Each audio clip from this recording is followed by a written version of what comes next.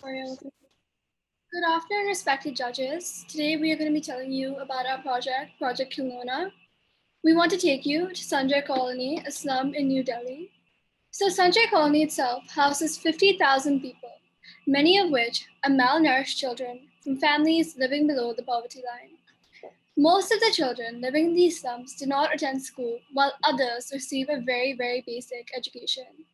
So this problem doesn't only impact the Sanjay Colony slum, but many more kids.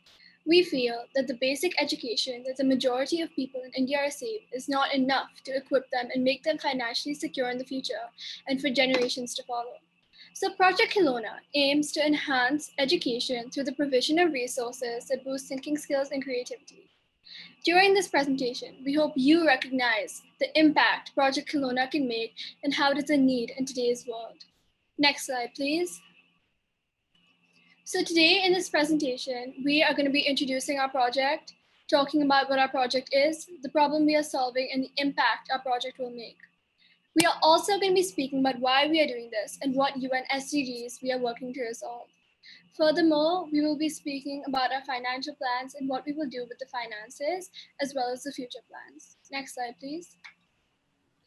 So our project was initiated in September by 5 students of the British School. It aims to provide STEM and other equipment to numerous organizations.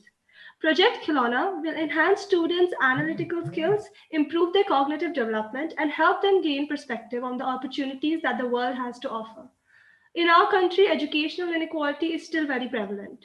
Our project will help bridge the gap and enable children from lower income backgrounds to experience activities that are unknown to them and disregarded in their section of the society, like arts and athletics. Now I'm going to be speaking about why we chose to do this. So we chose to do this because after seeing what children in India are learning, we have come to the realization that we are very privileged and have an education that focuses on aspects other than only academics. So while underprivileged children and their families are not aware of this problem, we, studying in international schools, can tell.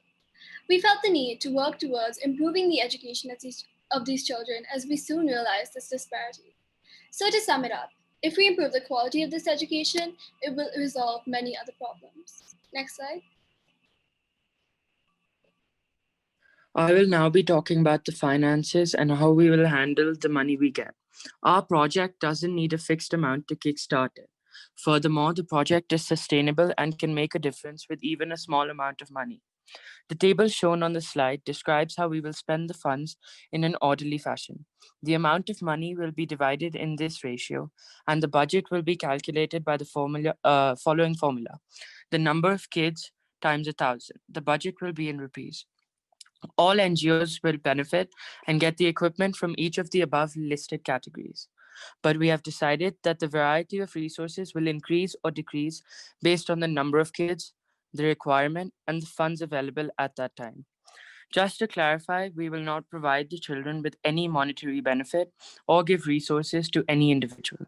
Rather, we will look at giving the resources and equipment straight to the NGOs or organizations where everyone will have access to the equipment. Next slide, please.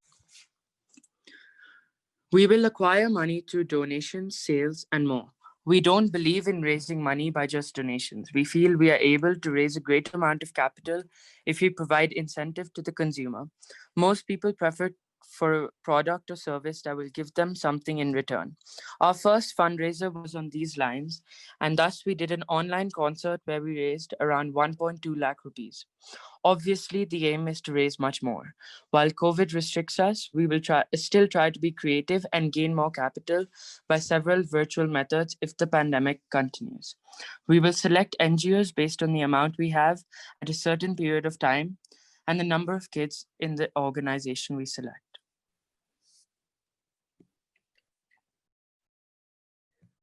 So the main sustainable development goals addressed by the Khilona project is quality education. It aims to improve the cognitive development of children by stimulating their concentration and memory skills and giving them the ability to solve problems creatively.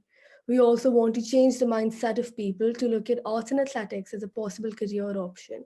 In addition, we will let the children explore these opportunities as many of them don't have access to them or aren't familiar with them.